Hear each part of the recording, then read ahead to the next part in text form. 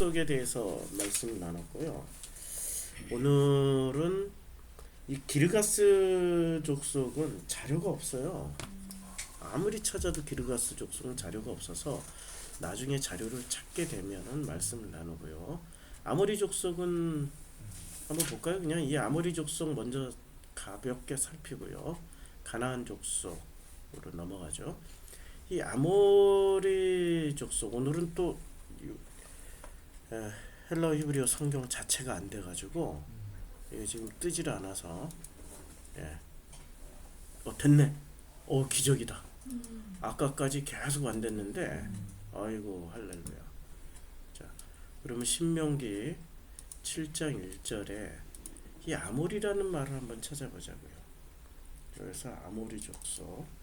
근데 이 아모리 족속이 이제 에모리, 여기서 여기에 모리 이렇게 되니까 평판, 즉 탁월의 의미죠. 그러니까 이 아모리 족속이 평판 듣기를 좋아하는 사람들이라는 거예요. 우리 아까 잠깐 이 말씀 나누기 전에 어제 우리 목회자들 좀 나눴을 때 어느 목사님 교통사고 나서 8m 떨어졌는데 8m 떨어졌을 때 그 중요한 어떤 정말로 중요한 게 자기 몸, 자기 생명이 우선이 아니라 너무 창피하다는 거죠. 그렇죠. 그래가지고 막 기어 올라갔대잖아요. 그게 우리 본래 장착되어 있는 게 야모리가 장착되어 있는 겁니다. 평판, 체면. 남이 나를 어떻게 생각할까? 그래서 이 아모리 족속이 나와 있는 성경에서 이 아모리 족속이 여호수아에 보면은 여호수아에서 이는 너희가 애굽에서 나올 때 여호와께서 너희 앞에서 홍해 물을 마르게 하신 일과 너희가 요단 저편에 있는 아모리 사람의 두 왕 시온과 오게게 행한 일 곧 그들을 전멸시킨 일을 우리가 들었습니다. 그러니까 이 아모리 광야에서 살고 있던 아모리들은 전멸당했어요. 그런데 가나안 땅에 살고 있는 아모리는 살아남았던 거죠. 살아남아가지고 어떤 일을 했냐면은 또 말하되 사시는 하나님이 너희 가운데 계시사 가나안 족속과 헷 족속과 히위 족속과 브리스 족속과 기르가스 족속, 아모리 족속, 여부스 족속을 너희 앞에서 정령이 쫓아내실 줄을 이 일로 너희가 알리라. 이제 쫓아내야 되는 거예요. 그런데 요단 서편의 아모리 사람은 남아 있었어요. 요단 동편의 그 광야에 있었을 때 아모리 사람들은 진멸을 시켰는데, 그래서 아모리가 진멸되니까 비로소 이 사람들이 하나님을 바라보게 되는 거예요. 아모리가 진멸 안 되면 자기 체면, 나라는 존재에 대한 위상, 이런 걸 먼저 보겠죠. 아모리 사람의 모든 왕과 해변의 가나안 사람의 모든 왕이, 여기는 이제 잘 보세요. 요단 서편의 아모리 사람의 모든 왕, 근데 해변의 가나안 사람의 모든 왕이, 그러니까 아모리와 가나안의 연합군이에요. 모든 왕이 여호와께서 요단 물을 이스라엘 자손들 앞에서 말리시고 우리를 건네셨음을 듣고 마음이 녹았고 이스라엘 자손들의 연고로 정신을 잃었더라. 이제 정신을 잃었지만 어떤 일이 벌어지냐면은, 자, 여호수아가 가로되 슬프도소이다. 이 여호수아에게요. 슬프도소이다. 어찌하여 이 백성 인도하여 요단을 건너게 하시고, 벌써 요단 건너간 게 어떻게 된 거예요? 후회가 된 거죠. 우리를 아모리 사람의 손에 붙여 멸망시키려 하셨나이까.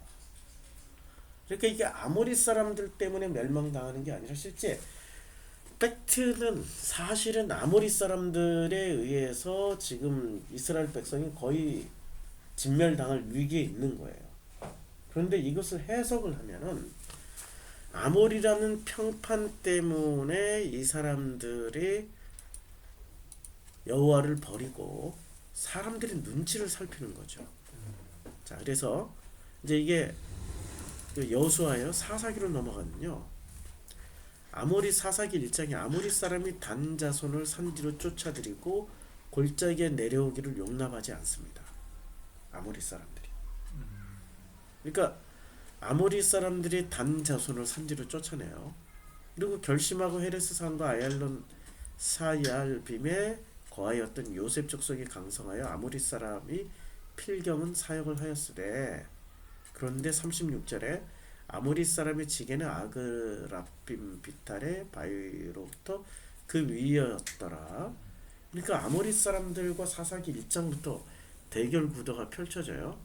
그래서 아모리 이제 사사기로 한번 넘어가 보죠. 아예 그냥 사사기로 넘어가면은 자 갈렙의 아우 그나스의 아들인 온니엘이 뭐를 점령하였냐면은 그것을 점령하였으므로 갈렙이 그의 딸 악사를 그의 아내에게 줬어요. 그것이 헤브론이죠. 그리고 나서 이제 그 30절부터 아모리가 나오기 시작합니다. 이스라엘이 강성한 후에야 가나안 족속에게 노역을 시켰어요. 근데 다 쫓아내지 아니하였던 거예요.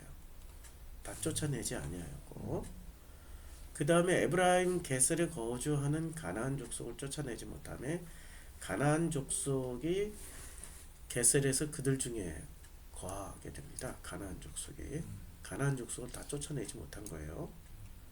그러니까 노역을 시켰고 노역을 시키면 어떻게 되죠? 고된 노동을 하면 출애굽기에 보면은 고된 노동을 하면 할수록 이들은 강성해져요. 예. 뭉치고 강해져요. 그러니까 그래서 가나안 족속들이 어떻게 되냐면 이제 그 아셀 족속, 납달리, 베세미스 이 아모리 족속이 여기서 등장을 합니다. 아모리 족속이 이제 이들이 이제 강해진 거예요. 단자손을 산지로 몰아넣고 골짜기에 내려오기를 용납하지 아니합니다. 그리고 결심하고 헤레스 산과 아얄론 사알빔에 거주하였더니 요셉의 가문의 힘이 강성하며 아모리 족속이 마침내 또 노역을 잘해요. 그러니까 이게 힘의 구도를 잘 보면 아모리가 강할 때는 믿음의 사람들이 산 쪽으로 쫓겨나요. 산은 어디죠? 대대로 내가 산을 향하여 눈을 들리라. 그렇죠. 그럼 왜 산을 향하여 눈을 들어야 돼요? 그리고 그 환난 날에는 너희가 산으로 도망해라. 산이 뭐예요? 이스라엘 사람들에게 성전이 있는 곳이에요. 그러니까 산지로 갔다라는 것은 아모리 족속이 강하여지면 산지로 가요. 신앙을 회복하러 가는 거죠. 이 속뜻은 자 그런데 아모리가 강해졌지만 그러나 요셉의 가문의 힘이 강성하여지니까 아모리가 마침내는 어떻게 돼요? 또 노역을 하게 돼요. 이게 지금 힘의 역학 구도에 따라서 서로의 입장이 바뀌는 겁니다. 자, 3장에 보면 3장에 어떤 일이 벌어지냐면 아모리가 이제 3장 5절에 아모리가 나오는데 그러므로 이스라엘 자손은 가나안 족속과 헷 족속과 아모리 족속과 브리스 족속과 히브리 족속과 여부스 족속 가운데 거주하면서 어떻게 돼요? 그들 가운데 거주하면서 그러니까 아모리 평판 그러니까 이 사람들이 지금 제일 약했던 때가 언제냐면 제일 강한 부족으로 지금 등장하고 있는 족속이 무슨 부족입니까? 아모리예요. 끝까지 괴롭혀요. 이 아모리가. 그들의 딸들을 맞아 아내로 삼았으며 자기 딸들을 그들의 아들들에게 주고 그럼 딸들을 누구에게 시집을 보내야 돼요? 아니 예수 신랑을 만나서 예수에게 보내야 되는데 아모리 평판에게 보내고 해족속이 뭐였죠? 강한 힘, 계산, 상업. 그 다음에 여부스 족속은 그 정의와 심판, 종교심. 그렇죠. 요 여부스 땅에 예루살렘 성전이 세워졌죠. 그 성전에서 선포되어지는 말씀이 심판의 말씀이잖아요. 안 하면 지옥 간다. 하면은 천국 간다. 그런 말씀이 선포되어졌던 때가 여부스 땅이었고 여부스 땅에서 비로소 뭐가 멈췄어요? 천사가 예루살렘을 7만 명을 죽일 때 여부스 땅에서 손을 들어서 치려고 하던 것을 제사상 차려놓고 제사를 드렸더니 거기서 멈췄잖아요. 그러니까 심판의 자리, 여부스의 자리, 우리 지금 여부스의 자리였단 말이에요. 그러니까 이런 것들과 결혼을 하는 거예요.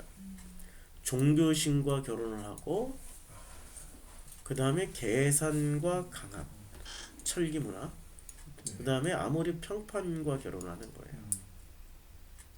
근데 여기 처음에 등장하는 게 가나안 족속이 등장하죠. 그러니까 아모리 족속은 이제 뭔지 아시겠죠. 그들이 강하면은 사람들은 곧 성전으로 쫓겨나고요. 그들이 약하면은 그들을 노역을 시켜요. 이게 지금 내가 또 너에게 말하니 나는 너의 하나님 여호와니 너희에 거하는 아모리 사람의 땅의 신들을 두려워 말라. 그러니까 너희들이 그렇게 우리 체면이 얼마나 중요할까요? 그거 별거 아니에요. 체면 중요한 거 아니에요. 나만 그렇게 생각하는 것 뿐이야. 나만 그렇게 생각하는데 모든 사람들이 그 체면 때문에 죽고 살고 울고 웃고 자기 목숨까지 걸잖아요. 그 체면이 뭐라고?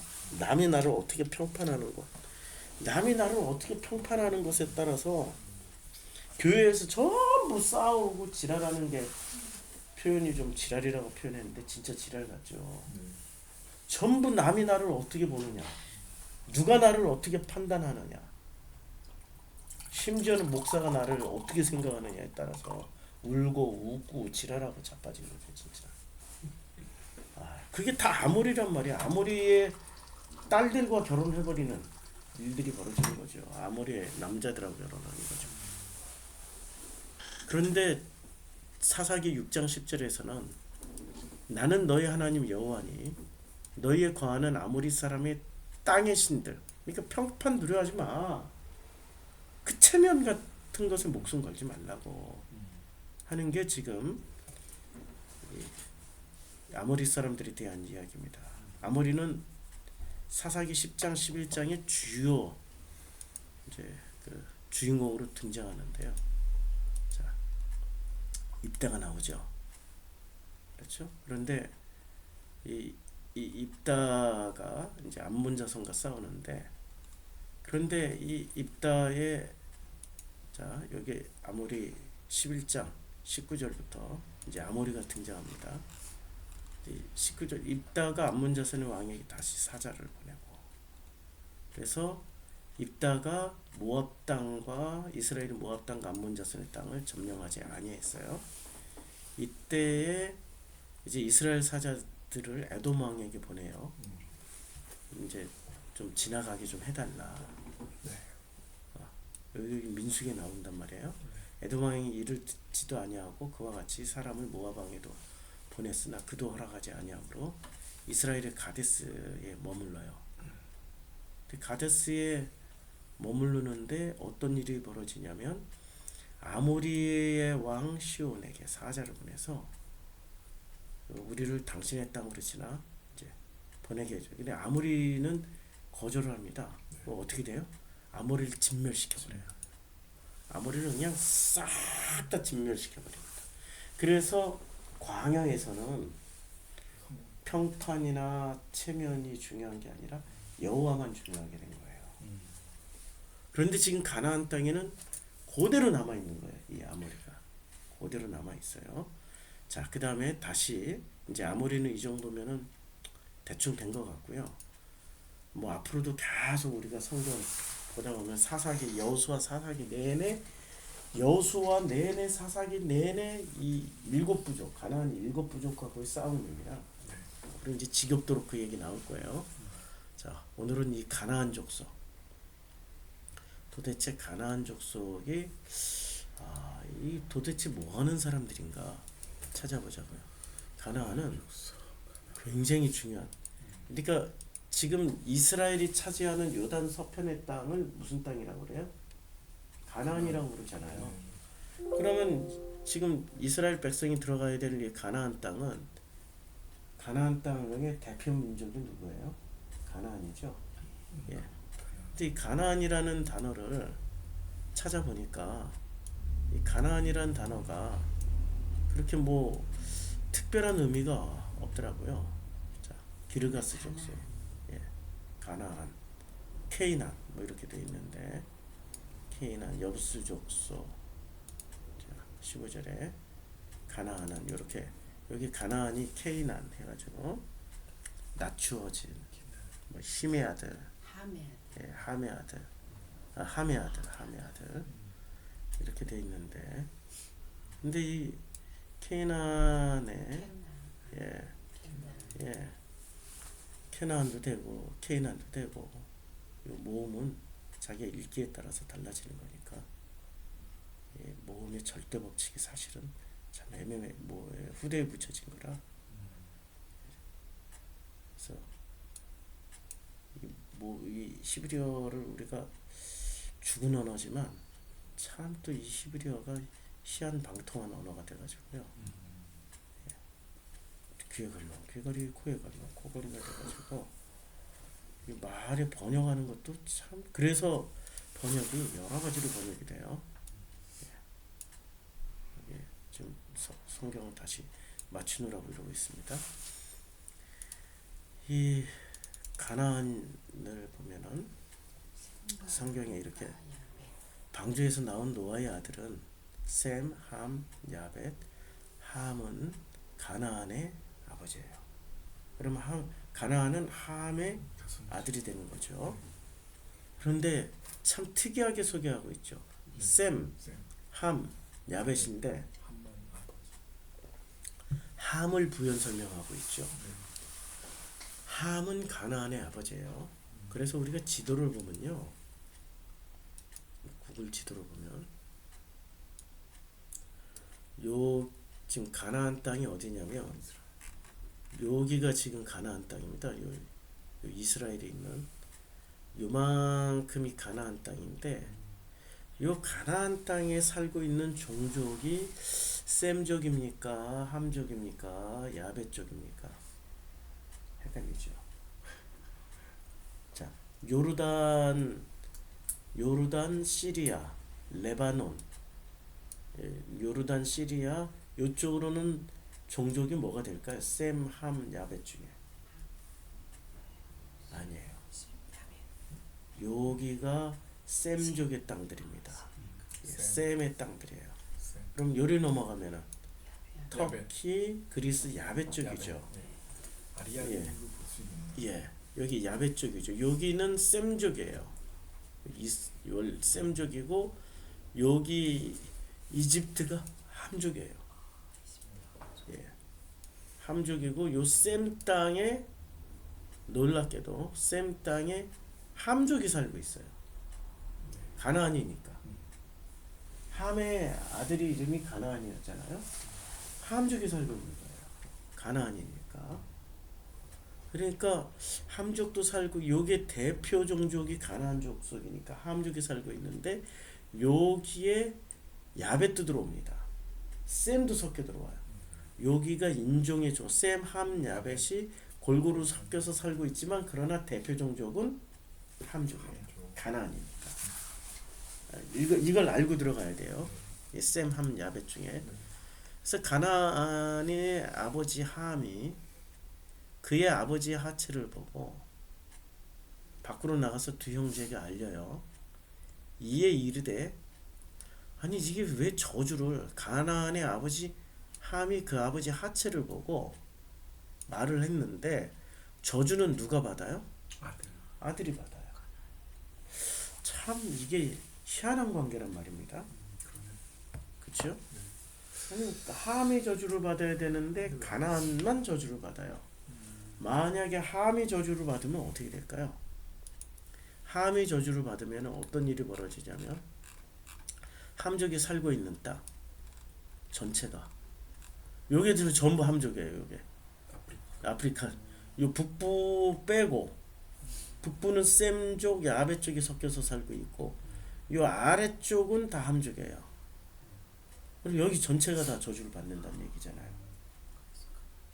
그러니까 함에게 저주를 내리지 않고 함의 죄로 인해서 누가 그 죄를 감당하게 돼요? 가나안이 대표로 담당하게 되는 거예요. 그래서 이제 살펴보자고요. 이 가나안이 또 이르되, 그래서 이제 함이 어떻게 돼? 가나안은 이 함 전체가 저주를 받는 게 아니에요. 근데 지금 야베 쪽인 백인들은 아프리카를 홀라당 먹을 때 뭐라고 하면서 홀라당 먹고 그들을 노예로 부립니까? 예, 이게 바로 함이 저주를 받았다고 기독교인들이 해석을 해버린 거예요. 그래서 이 시커먼 인간들은 노예가 돼야 돼. 죽도록 그냥 부려먹어야 돼. 이렇게 해서 이 함족 전체를 핍박을 합니다. 노예로 부려먹고. 아니 지금 명분을 요렇게 여기서 찾아왔는데 성경은 이렇게 얘기를 안 하죠. 함 전체가 저주를 받는 게 아니라 가나안만 저주를 받아요. 그래서 가나안이, 그래서 그 저주를 받은 그 땅으로 들어가는 게 지금 복음의 여정이에요. 잘 보시면 창세기 9장에서 가나안이 저주를 받는데 어느 땅에서 나와요? 저주받은 이 함의 땅에서 나와요. 이집트에서. 이집트에서 이 함의 땅에서 나와가지고 이 이집트가 원래 함족이에요. 새까만 사람들. 그런데 중간에 종족이 바뀝니다. 뭐로 바뀌어요? 이게 야벳하고 피가 섞여요. 그리스 사람이 들어오고 로마군이 들어오고, 그래서 이 북부는 혼혈이 생깁니다. 예. 그리고 셈족인 이스라엘 사람은 셈이잖아요. 셈이 알렉산드리아 대량으로 거주합니다. 셈, 함, 야벳이 섞이면서 이 함족은 알렉산드리아 카이라에서 뒤로 여기 남쪽이죠. 남이집트로 밀려나게 돼요. 그래서 이집트 벽화를 한번 보면은 종족이 얼마나 많이 바뀌었는지를 알 수 있을 거예요. 이집트 벽화를 한번 보자고요. 이집트 벽화. 뭐냐? 아무렇게나 저기 잘 보세요. 색깔이 원래 사람들 색깔이 어떻게 됐어요? 검은 피부죠. 검은 피부가 늘씬하죠. 여기 전형적인 북부 아프리카 사람들의 모습입니다. 원래 문화 문명은 지금 신야베 쪽도 아니고요, 셈족도 아니에요. 함족이 일으킨 문화예요. 피부가 검잖아요. 피부가 검고 머리가 곱슬이고, 이런 헤어스타일은 곱슬이만 나오는. 이거는 지금 이 직모가 아니에요. 다 곱슬이에요. 곱슬. 흑인들이란 얘기예요. 입술 두툼하죠. 잘 보시면 코 이렇게. 이게 지금 전형적인 흑인 얼굴이잖아요. 그러니까 이집트의 본래 문화 문명은 누가 일으켰냐면 요 함족이 일으켰어요. 함족이 일으켰고 이제 야베 쪽이 이렇게 섞여 들어옵니다. 살짝 섞여 들어와요. 이 이집트 벽화에서 보면. 그래서 요게 백인들이 살짝, 이 코가 지금 흑인 코가 아니잖아요. 입술도 그렇고 다르죠. 서서히 이게 문화 문명이 섞여 들어옵니다.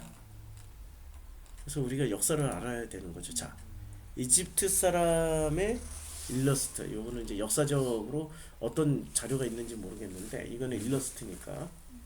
자, 여기서 보면 왕이 서서히, 바로가 서서히 누구로 바뀌어요? 함족의 얼굴에서 야벳의 얼굴이나 셈의 얼굴로 바뀝니다. 서서히 본래의 문화 문명은 누가 일으켜요? 함족이 일으켜요. 자, 다시 또 보자고요. 또 이르되 셈의 하나님 여호와를 찬송하리로다. 가나안은 누구의 종이 돼야 되는 거예요? 셈의 종. 예, 셈의 종이 되는 거죠. 셈은 누구였어요? 이스라엘, 지금 광야에 나온 이스라엘을 셈이라고 부른 거예요. 그럼 셈의 종이 된다라는 것은 셈이 가나안 땅을 정복한다라는 얘기잖아요. 예, 셈의 종이 되고. 근데 이게 전쟁 얘기가 아니라 땅 얘기, 땅 정복이 아니라 마음 얘기예요. 셈의, 그러면 셈의 하나님. 그러니까 하나님은 누구의 하나님이었어요?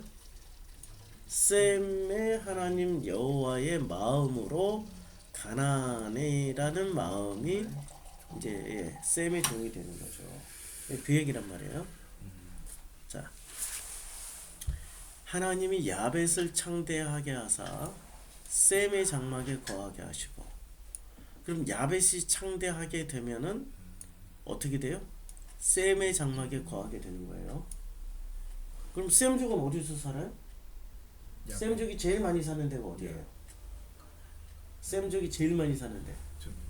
지금 야베 아시아, 아니 미국, 아프리카, 시리아, 셈족이 제일 많이 사는 데가 어디냐면요. 유럽?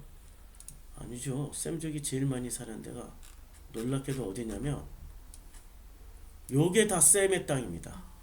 여기가 이 아시아 전체가 다 셈의 땅이에요. 셈족이에요 우리가. 아, 네. 그렇죠. 예, 여기 전체가 다 셈족이고 여기가 지금 중간에 낀 사람들이 야베 쪽에 여기 껴 있어요. 아리안들, 이란, 아프가니스탄, 요 사람들이 야벳이 여기 딱 끼어 있는 거예요. 조지아, 아르메니아, 터키, 해쪽 속도 야벳이에요. 히타이트. 그래서 요 문화를 유럽인들이 그대로 가져가는 거죠. 그리고 셈족이 이스라엘에 살고 있는 거예요.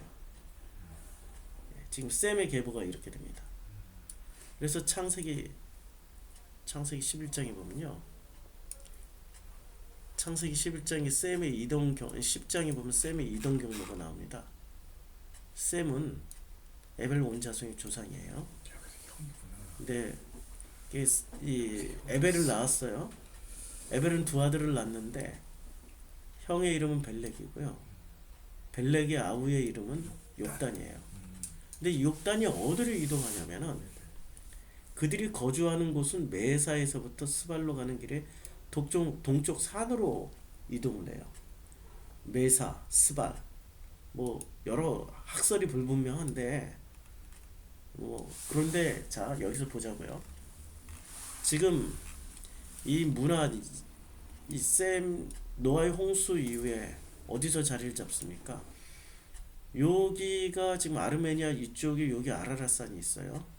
아라랏산 여기서부터 시작해가지고 이게 좀 여기 유프라테스 강, 티그리스 강을 따라서 이렇게 문화 문명이 수메르로 형성이 됩니다. 네. 수메르로 형성되면서 셈족이 동쪽으로 이동을 하게 돼요. 동쪽으로 이동하는데 동쪽 산악 지형이 이쪽으로 보세요. 동쪽 요게 다 산악 지형이잖아요. 이쪽 산악 지형으로 이동하는데 여기 제일 큰 산맥이 뭐가 있어요? 네팔, 카트만두, 인도 쪽으로 히말라야가 있고요. 그 다음에 이쪽으로 그 쿤밍 상군이 있어요. 쿤밍. 그러니까 그걸 뭐라고 그러지? 중국어로 쿤밍인데 우리 발음으로는 아니에요. 이게 좀 달라요. 이게 이쪽으로 굉장히 큰 7,000m급이 있어요. 그 다음에 요 이슬람 아프가니스탄, 파키스탄으로 여기에 또 힌두쿠시 산맥이 있어요. 그래서 여기 K2부터 시작해가지고 해발 8,000m급이 여기 있습니다. K2가. 예, 사람 제일 많이 죽는 K2가 여기에 있어요. 요 지역에. 이렇게 이쪽으로 보면 전부 다 산맥이죠. 네. 뺑뺑 둘러싸고 있는 거야 산맥이. 여기를 누가 넘어가요? 셈족 중에 욕단족이 넘어갑니다. 셈의 두 아들 벨렉과 욕단 중에 욕단이 여기로 넘어가요. 여기로 넘어가가지고 계속 어디로 가요? 동쪽으로 이동합니다. 여기 지금 이 산맥이 이렇게 엄청난 산맥이 여기 있는 거예요 지금. 이 산맥을 넘어야 그래서 넘어서 어디에 자리를 잡아요? 동쪽으로 딱 넘어오니까 중국이잖아요. 여기 한반도잖아요. 여기에 자리를 잡는 거예요. 우리가 셈의 길법 후예들이란 말입니다. 거기서도 욕단. 예, 거기서도 욕단족에. 그래서 우리를 단군의 자손이라고 그러나? 이런 거 가지고 또 민족주의 환빠들 그래서 이런 얘기를 함부로 하면 안 돼. 환빠들이 이런 거 붙잡고 초창기에 창세기 강에 이런 거 들었던 사람들이 어디로 빠지냐면 환빠로 빠지더라고요. 좀 너무 마음 아픈 일이죠. 환빠로 빠지면 안 되는데 단군 붙잡고. 자, 메사에서부터 스발이라는 게 학자들의 말에 따르면은 시베리아 가는 길. 그럼 우리 조상은 어디서 내려왔다고 그래요? 이 한반도 땅의 조상은 시베리아에서 내려왔어요. 아니, 우리 민족학적으로 그거는 학설이에요. 이거는 많은 학자들이 얘기를 해요. 시베리아에 여기 시베리아에. 그래서 우리의 조상이 여기서부터 단군 뭐 여기서부터 내려왔어요. 시베리아서부터. 그러니까 동쪽 산맥을 넘어서 시베리아를 거쳐서 여기까지 내려온 족속이 욕단족이에요. 자, 이게 성경이 나오죠. 네. 자, 근데 이 성경에 이제 가나안 공부하다가 지금 여기로 흘러왔는데, 그래서 야벳이 창대하게 되면 어디에 거하게 돼요? 셈의 장막. 근데 장막은 뭐 하는 데예요? 숙소. 성경에서 장막은 뭐 하는 데예요? 입에. 예. 법궤가 있고 예배드리고. 그러니까 셈은 뭐를 가지고 있어요? 셈의 하나님 여호와. 셈의 종교 안에 거하게 되는 거예요. 마지막은 진짜 세상의 종말은 언제 오냐? 셈이 이 하나님 여호와를 온 땅에 선포할 때 비로소 오지 않을까라고 누가 얘기하냐면 누가 얘기하고 있냐면 그 누구지? 그걸 뭐라 그러지? 뭐 시한부 종말론 얘기하는 사람들 뭐라 그러죠? 어제 생각했던 얘긴데도 아니 지금 방금까지 그랬는데 내가 자꾸 잊어버렸네. 시험 좀. 그 사람들은 근본주의, 문자주의, 그 다음에 세대주의. 세대주의자들이 말을 하고 있어요. 근데 세대주의자들 말이 100%다 틀린 건 아닌데 그 중에 극히 일부는 어떤 면에 있어서는 좀 참고할 만해요. 예. 그러니까 야벳이 결국에는 이 세상이 어떻게 움직여지냐면 야벳이 지금 유럽이 다 잡았잖아요. 네, 네, 맞아요. 야벳이 창대하게 되면 셈의 장막 안에 들어오게 되는 거예요. 가나안은 그의 종이 되게. 근데 가나안이라는 게 함족이 아니에요. 흑인들이 아니에요. 그럼 가나안 땅이 지금 여기에 보세요. 여기 가나안 땅이란 말이에요. 요 이스라엘 땅이 뭐가 돼요? 야벳은 셈족 안에 들어오고 셈의 장막 안에 종교 안에 들어오면 이 가나안 여기 지금 이스라엘 사람들이 살고 있단 말이에요. 이 사람들이 어디로 들어와요? 지금 이스라엘 사람들이 살고 있는데요. 가나안은 그의 종이 되는 거예요. 이스라엘이. 지금 세상은 누가 움직여요? 유대인들이 움직이죠. 그럼 결국은 누구의 종이 되는 거예요? 야벳의 종이 되는 거예요? 셈의 종이 되는 거예요? 셈이죠. 예. 셈이 나중에 이 지구를 통치한다. 이게 지금 세대주의 종말론자들의 해석입니다. 이 정도로 해석하는 세대주의 종말론도 사실은 별로 없어요. 전부 다 666이 어쩌고 저쩌고 무슨 어쩌고 저쩌고 하는데 이렇게 해석하는 세대주의 종말론자 중에 PhD가 있습니다. 프린스턴에서 박사학위를 받으신 분이 그분은 이제 돌아가셨어요. 자, 가나안은 그의 종이 되기를 종이 되게 하시기를 원하노라. 근데 그분이 보지 못한 게 가나안이 뭐예요? 땅이죠, 마음이죠. 그러니까 모든 마음이 야벳이 창대케 되면은 셈의 장막 그 성막 안에서 거하게 되고 가나안의 그 마음은 어디로 셈의 장막 안에 거하게 되는 그들의 종이 되어서 어떻게 되는 겁니까? 같은 마음으로 살게 된다는 얘기예요. 같은 마음으로. 자, 함의 아들은 뭐가 돼요? 구스와 미스라임과 붓과 가나안이요. 자, 함의 아들은 자 보세요. 구스는 어디입니까? 예, 예, 구스는 여기냐? 요 수단 에티오피아가 구스예요. 미스라임은 이집트. 붓은 리비아. 성경에 보면 구스와 미스라임과 붓과 가나안이요. 그렇죠? 그러니까 여기 이집트, 수단, 에티오피아, 소말리아까지 여기가 지금 구스고요. 굉장히 큰 땅이죠. 그 다음에 이집트가 미츠라임이고요. 리비아, 튀니지까지가 붓입니다. 그 다음에 가나안이 되는 거죠. 자, 그래서 함의 아들들은 그러니까 함의 아들들은 이렇게 형성이 되는 거예요. 이렇게 에티오피아까지, 소말리아까지 이렇게 형성되고 실제로 요 밑에는 전부 다 그냥 함의 자손들이에요. 이들이 퍼뜨린 여기서부터 번져 나간 거죠. 그러면 아니 목사님 지금은 피부색이 다른데요? 우리가 이집트 아까 벽화에서 봤죠? 원래 오리지널은 새카만 사람들이에요. 네. 근데 이게 피가 섞인 거예요. 이쪽으로는 그리스 피가 섞이고 로마 피가 섞이면서 백인도 나오고 흑인도 나오고 중간 혼혈도 나오고 이렇게 여기 뒤죽박죽 섞이면서 여기가 국제사회가 되버립니다. 그래서 여기는 백인 미녀들이 많아요. 실제로 가서 보면 백인들 많이 살고 있습니다. 자, 또 다시. 그래서 가나안은 누구를 낳아요? 장자 시돈과 헷을 낳아요. 헷이 아까 내가 저 아리안이라고 그랬는데 헷이 출발은 가나안 함족으로 출발하지만 그러나 이 헷이 유럽 문화에 미치면서 피가 섞여요. 이 헷 자체가 피가 섞이면서 이들이 백인으로 피부가 바뀝니다. 그렇게 바뀐 사람들이 터키 사람들이 어떻게 생겼을까요? 초창기에. 예, 지금 터키 사람들을 보면 유럽인이죠.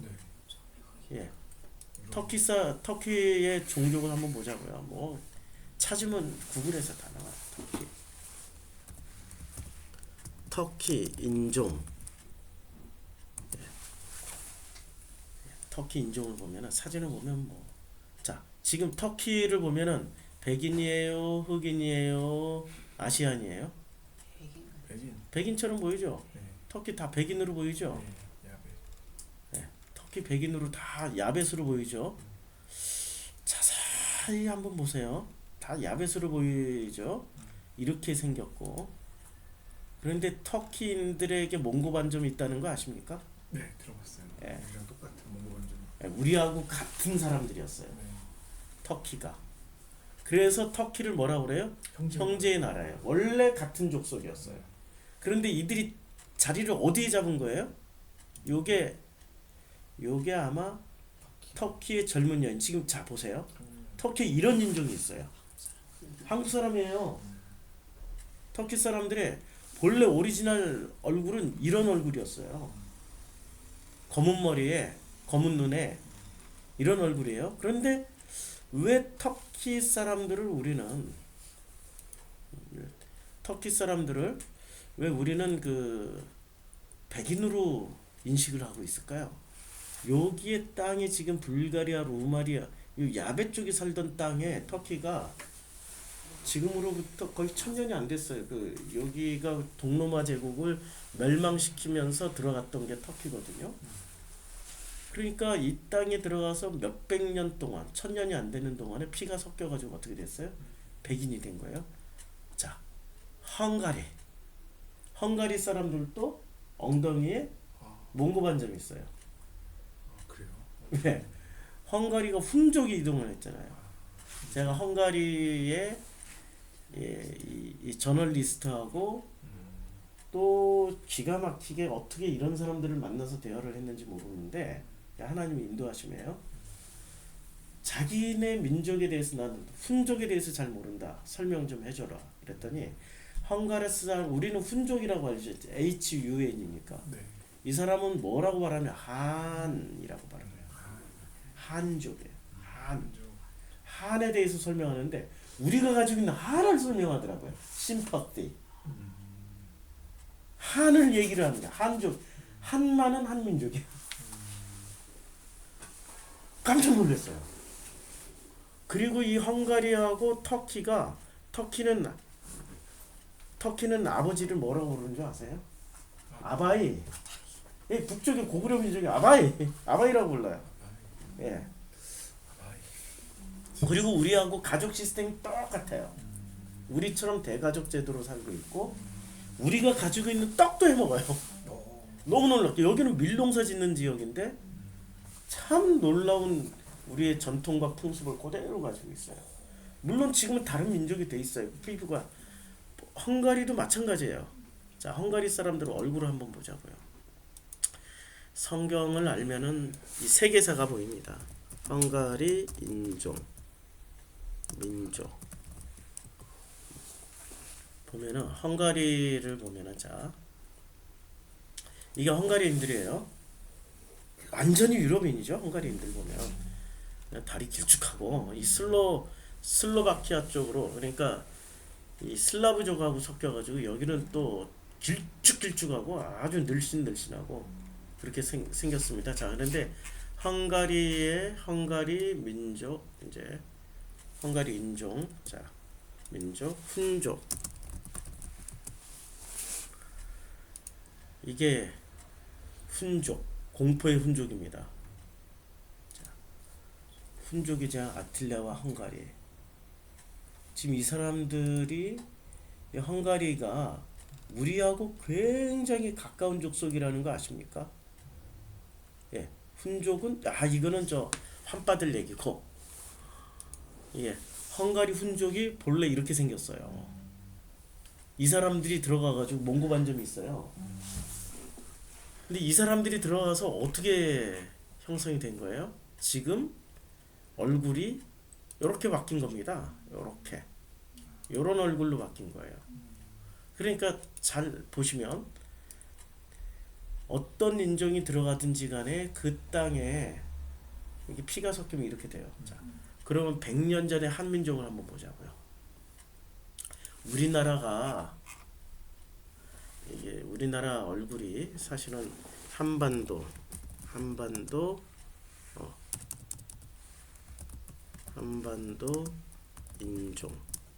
민족 찾아보자고요. 한민족이라고 있는데 우리는 단일민족이라고 그런단 말이에요. 단일민족이 아니에요. 우리 피가 엄청 많이 섞여 있어요. 우리가 어제 우리 인천에서 100년 전에 순교당했던 분들 사진을 봤죠? 누구처럼 생겼어요? 아시아인처럼 생겼어요? 유럽인처럼 생겼어요? 유럽인처럼 생겼어요. 그리고 한반도에 100년 전 선교사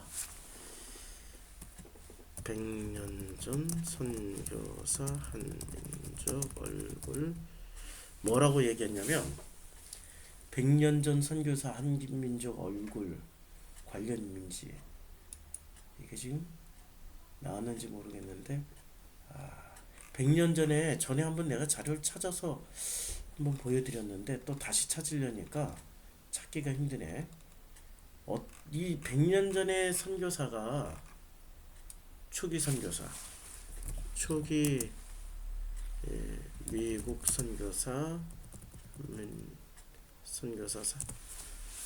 초기 미국 선교사가 한국인의 얼굴을 보고 뭐라고 얘기를 하냐면 전 세계 인종이 다 섞여 있다고 그랬어요. 백인도 있고 아시안도 있고 그러니까 우리 한반도 땅에 있는 사람들이 잘 보시면 우리 백정이 왜 백정이에요? 얼굴 신 사람들이 백정이잖아요. 이 사람들의 얼굴을 요게 지금 100년 전 사진인데 이 사람들의 얼굴이 이 지금 유럽 사람이잖아요. 키도 180이 넘었고 키도 뭐 8척이라고 그랬잖아요. 2m가 넘는 그런 사람들이라고 그랬어요. 이게 1920년대 백정인 수가 40만 명이에요. 이때 인구가 2천만이 안 될 때예요. 한반도 땅 전체로 40만이라는 것도 굉장히 많은 숫자예요. 이 백인들의 숫자가 이게 한반도 땅에는 다양한 얼굴이 섞여 있어요. 이게 어디야? 아시아인 얼굴입니까? 유럽인이에요.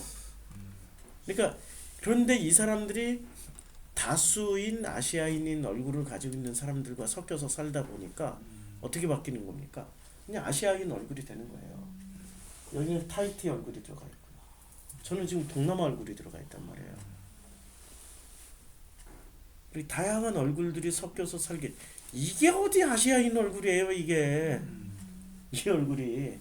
그래서 지금 우리가 한류가 왜 가능하냐면 중국은 한류를 하기에는 얼굴이 납작해. 근데 특이하게 이 한반도 땅에는 백인 얼굴, 흑인 얼굴, 아시안 얼굴이 다 들어가 있기 때문에 한류가 다 되는 거죠. 이 100년 전에 이 한민족 사진을 좀 봐야 되는데 백정이 하얗다는 건 아니고 어멋이 아니다라는 거예요. 예.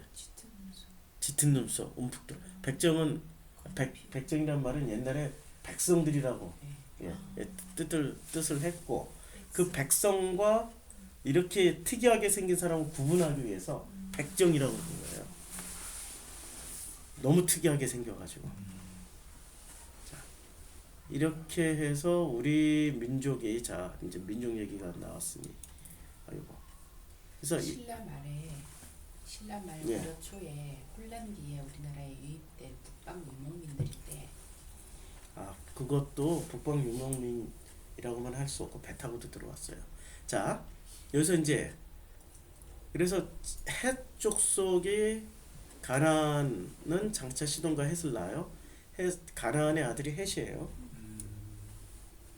그럼 가나안이 자 보세요. 헷 족속을 낳았죠. 지금 우리가 7부족 중에 가나안의 아들이 헷이 됐어요. 자, 그 다음에 아르완 족속과 스말 족속과 하마 족속, 이 가나안 족속의 족보를 한번 보자고요. 또 다시 여기서 보면 가나안은 장자 시돈과 헷을 낳고요. 또 가나안의 여부스 족속과 아모리 족속과 기르가스 족속과 히위 족속과 알가 족속과 신 족속과 다 낳았어요 지금. 스말 족속과 하마 족속을 낳았으니 이후로 가나안 자손의 족속이 흩어져 나아갔어요. 가나안의 경계는 시돈에서부터 그라를 지나 가사와 소돔과 고모라와 아드마와 스보임, 이게 지금 이스라엘 땅이란 말입니다. 이들은 함의 자손이라 각각 족속과 언어와 지방과 나라대로였어요. 자, 요렇게 나뉘어졌죠. 근데 이 10장에서 여기에 아주 기가 막힌 사람이 하나 나옵니다. 자, 구스가 지금 누구의 아들이에요? 함의 자손이죠. 자, 구스가 니므롯을 낳아요. 그래서 용감한 사냥꾼이 되었고, 그리고 여호와 앞에 누구는 용감한 사람은 니므롯같이 용감한 사냥꾼이다. 근데 이게 용감한 사냥꾼이라고 번역을 했지만 실제로는 제국의 황제예요. 인류사 최초의 제국은 누가 만들어요? 함족이 만들어요. 그래서 그의 나라는 신할 땅의 바벨, 에렉, 아갓, 갈렙. 여기가 어느 지역이냐면 요 지역 자체가 여기에요. 바벨, 에렉, 여기 지역, 지금 수메르 지역. 요 지역을 누가 점령을 해요? 함이 점령해서 일단 다스려요. 그의 땅에서 아수르로 나아가 니느웨 르호보들과 갈라와 니느웨 갈라 사이 레센을 검사. 그러니까 바벨, 아수르 성경이 나오는 그 대제국이 다 어디서 나와요? 함족, 가나안 족속들이 여기 결합을 하게 되는 거죠. 이 함의 자손들이니까. 니네가 갈라 사이 레센을 정수. 이건 큰 성이라고 그랬어요. 아주 굉장히 큰 국가예요. 그다음 미스라임은 루딘과 아나빔과 이게 미스라임이 이집트란 말이에요. 루딘과 아나빔과 르아딘과 납두임과 바두림, 갑도림, 블레셋이 나와요. 여기서. 그다음에 가나안은 장자, 그러니까 대제국을 건설하는데 대제국의 함의 자손들이라. 근데 대제국 중에서도 또 누가 나와요? 부연 설명이 가나안 족속이 나옵니다. 그러면 어떻게 되냐면 지금 최초로 요 지역 일대, 수메르 일대와 이란의 일부와 이라크, 시리아, 요르단, 사우디아라비아, 이집트, 리비아, 수단, 에티오피아, 남수단 이쪽으로 대제국을 건설한 게 누구였어요? 함족이 건설을 했고 뒤에 셈족, 지금 이란이 야베 쪽이란 말이에요. 야베 쪽이 여기를 먹었고 페르시아, 그리고 셈을 되돌려 버려요. 이스라엘 땅으로 페르시아가. 그리고 이 셈의 종교가 지금은 세상을 다 3분의 1, 30억 인구의, 그리고 셈이 종교를 3분의 1이 기독교고 그 다음에 그 이슬람이 10억이잖아요. 그렇죠? 예. 그런데 인도는 셈이 아니에요. 인도는 셈이 아니고 야벳이에요. 아리안이니까. 그리고 이 아리안의 종교가 지금 인도가 인구가 12억이잖아요. 힌두교. 왜? 여기 12억. 그럼 얘네 12억 야리한 종교 빼놓고 나머지는 다 셈적 종교예요. 서서히 지금 어떻게 바뀌고 있어요? 우리가 알게 모르게 셈의 장막으로 다 들어오고 있어요. 기가 막히죠. 우리가 너무 커서 못 보는 것뿐이고 서서히 우리가 알게 모르게 이렇게 바뀌어가고 있습니다. 서서히 알게 모르게 바뀌어가고 있는 게 지금 성경의 말씀 그대로 가고 있어요. 또 이렇게 얘기하면 또 세대주의 종말론자들이 참 막 붙어. 그렇게 안 됐으면 좋겠는데 창세기 11장에 데라가 그의 아들 아브라함과 하란의 아들인 그의 손자 롯과 그의 며느리 아브라함의 아내 사레를 데리고 갈대아인의 우르를 떠나 어디로 갑니까? 가나안 땅으로 가요. 그러니까 가나안 땅은 일종의 굉장한 상징이에요. 가나안 땅이라는 거는 가나안의 후손들이 살고 있는 땅이란 말이에요. 거기에 가나안 7부족 전부 다 누구의 후손이에요? 함의 예, 아모리도 함의 후손, 헷도 함의 후손, 아니 가나안의 후손. 그러니까 이 모든 족속의 대표가 그래서 가나안이 되는 거예요. 왜냐하면 가나안의 자손들이니까. 그래서 가나안 땅으로 가서 그날 가나안 땅에 있는 그 막벨라구를 사요. 그리고 그 가나안 땅에 있는 족속들을 정복을 하게 되는 거죠. 죽이란 얘기가 아니에요. 정복을 하라는 것은 성경에서는 정복하라는 것은 죽여서 정복하는 게 아니고 십자가에서 내가 죽고 내가 죽음으로 말미암아서 그 죽음에 나 죽음 앞에 그들이 정복당하는 거예요. 그러니까 가나안은 뭐냐? 이 모든 것의 대표예요. 이 모든 족속의 대표가 가나안이에요. 그리고 가나안은 아버지의 죄를 함이 노아에게 했던 죄를 뒤집어 쓴 사람이에요. 그러니까 아버지가 했던 일을 가나안이 뒤집어 썼어요. 나중에 그래서 이 그러니까 그 이후에 아브라함이 그의 아내 사라를 가나안 땅 마므레암 막벨라 밧굴에 장사해요. 구원은 어디에 묻혀야 돼요? 가나안 땅에 묻혀야 돼요. 그 안에 막벨라 굴이 있으니까. 예수도 죽어서 어디 묻혔어요? 가나안 땅에 묻힌 거란 말이에요. 그렇죠? 이 상관관계를 우리가 잘 이해를 해야 됩니다. 오늘은 여기까지 하고 앞으로 가나안 땅에 대해서는 굉장히 많은 연구를 좀 해야 될 필요가 있는 거죠. 가나안 땅 결국에는 출애굽에서 가나안 땅으로 들어가고 죽어서는 가나안 땅에 묻혀야 되고 그 가나안 땅을 정복해야 되고 지금 성경의 내용은 가나안 땅으로 가는 거예요. 도대체 가나안이 뭐길래 그 땅을 회복해야 되고 그 땅을 정복해야 되고 그 땅에 묻혀야 되고 이것을 알아가는 게 이 짧은 시간에 알아갈 수 있다면 좋지만 두고두고 성경은 계속 열려있고 시간은 허락해 주시는 시간만큼 가는 걸로 하겠습니다. 기도하겠습니다.